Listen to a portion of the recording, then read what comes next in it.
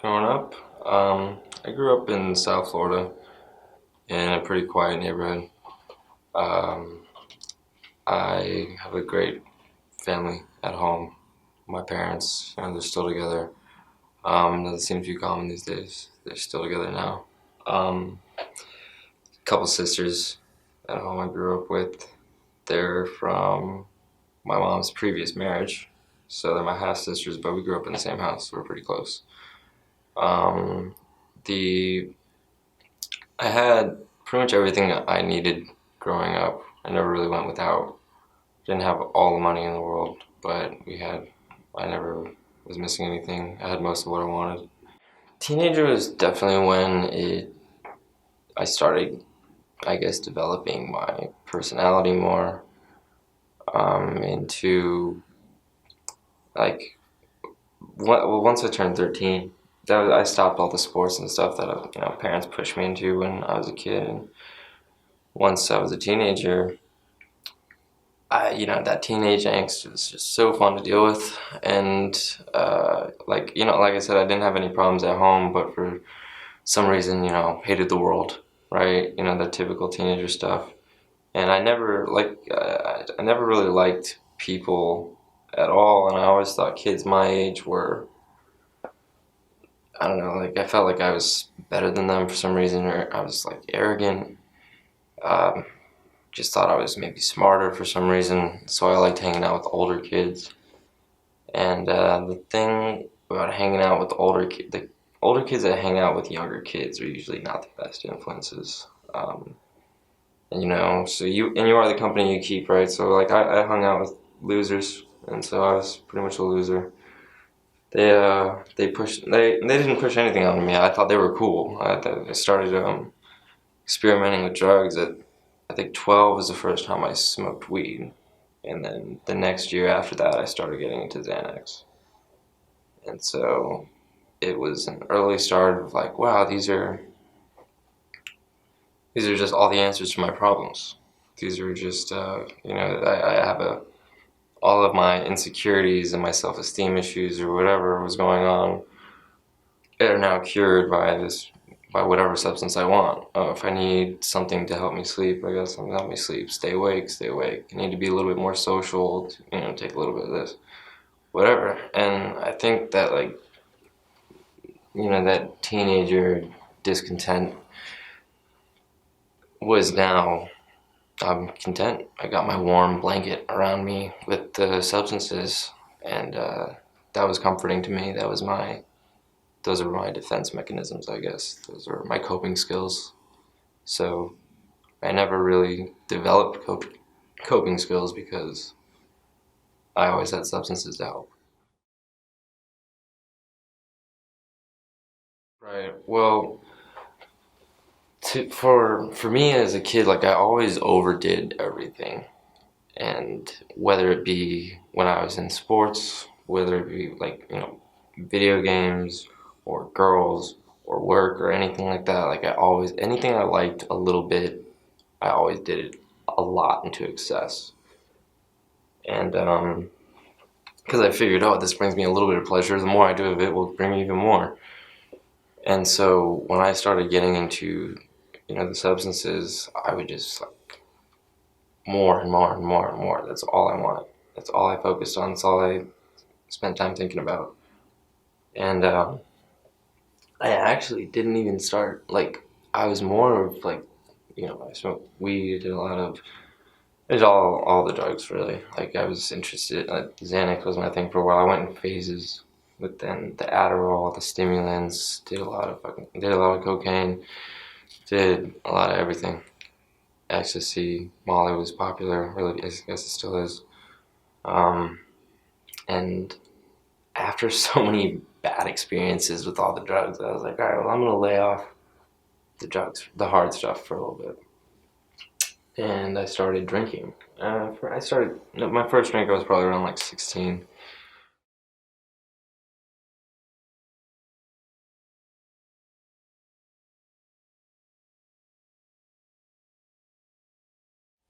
And so I think I was up to, like in the thick of it, like I think it was up to a liter of whiskey a day at 125 pounds. So it definitely did its damage. And to keep up with the drinking, I had to incorporate the hard stuff again. I had to start doing more Adderall and a lot of Coke to balance things out and be able to get in hours at work double shifts, and make more money to pay for more booze and to pay for my apartment.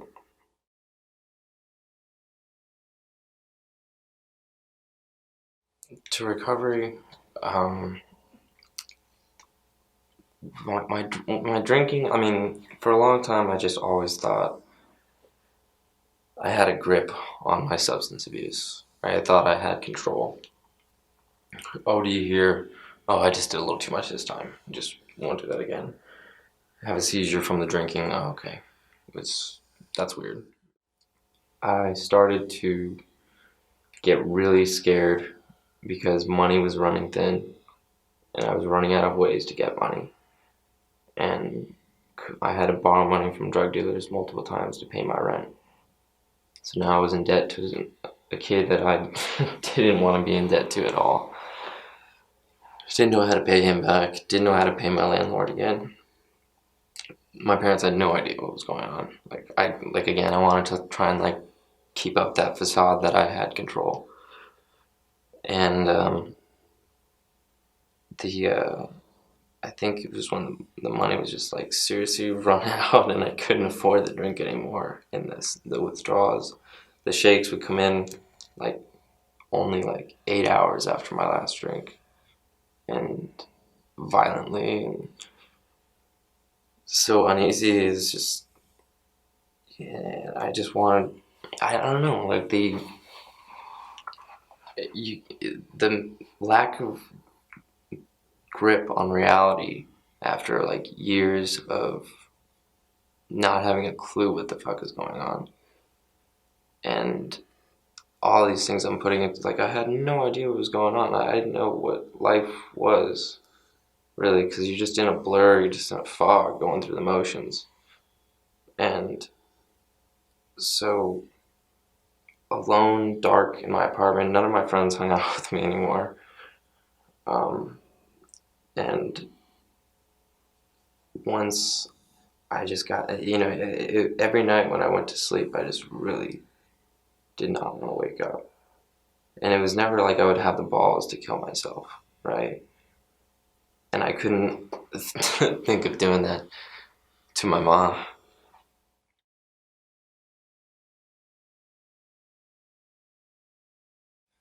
Something came along of just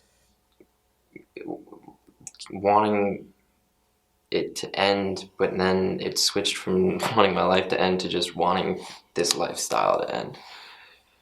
And it was weird how these little things started happening. I remember I was taking a class, and a kid in the class, we were working a group project, and he pulled his phone out of his pocket, and a little chip falls on the ground.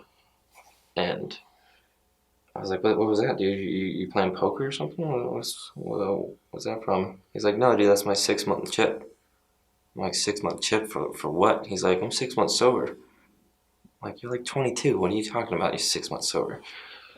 And he told me his story, and about how he's in recovery and whatnot. And it was just bizarre to me because all I know about recovery is what you see in movies, a bunch of old guys standing around a coffee machine and telling some sob stories.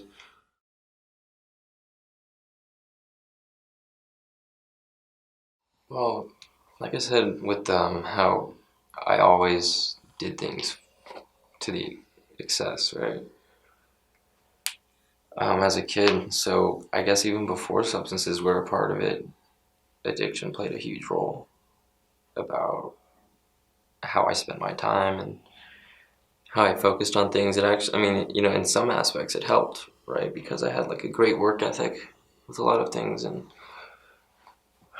showed initiative with stuff, but um, in my life it affected me, once it started taking more of a hold pretty negatively. I just destroyed any relationship around me for the most part. And then when it came to motivation for anything, like I didn't make any progress in my life, or oh, I need to go to college, or like I barely graduated high school. I mean, I went into high school with a 4.3 GPA and I graduated with a 2.9. And that's just like how quickly, I started heavily doing drugs in freshman year. And then by the time I got a vehicle in sophomore year, I was never at school. I was actually voted, my superlative for our senior year was most wanted by administration. But yeah, it made me irresponsible. It made me childish and immature. I was not able to really fully understand my life around me or to be able to handle it, um, to be proactive about anything. I just wanted to get high. I just wanted to get drunk. That was my main concern. All these hoops I had to jump through, like going to work or taking a class here or there to get my parents off my back and whatever. Like all of that was just stuff that was in the way of my main goal, which was not even being coherent.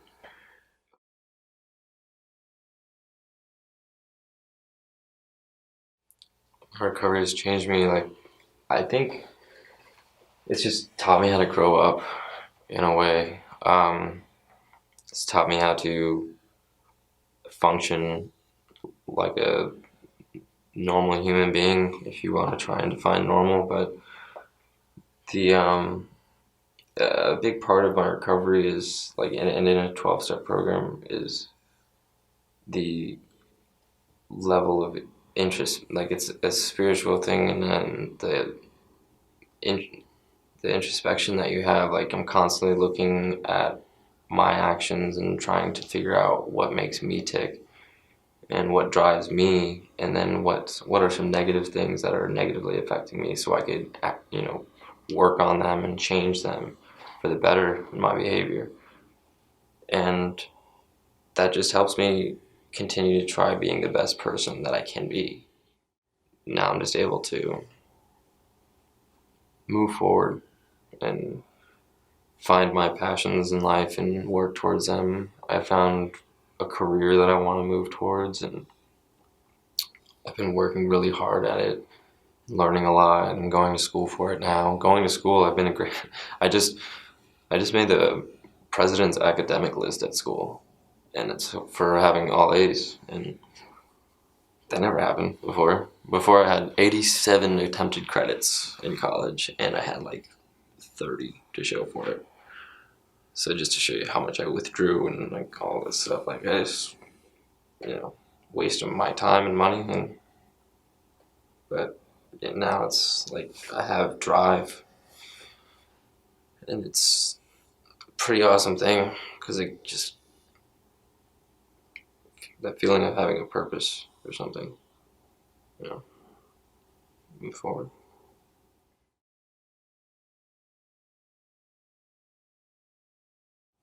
It's not always what you're looking at, I guess. Like you're not always just looking at some degenerate that has a, he just likes ruining his life, and I think that if the right type of mentality with handling with them, showing them that they are a person and that there is hope for them,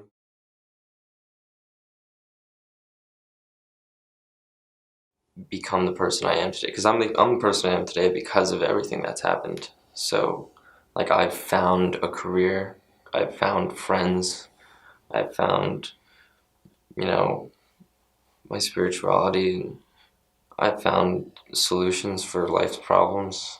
And it's all because I'm an addict, an alcoholic, and I've found peace now. And I think that peace of mind is priceless.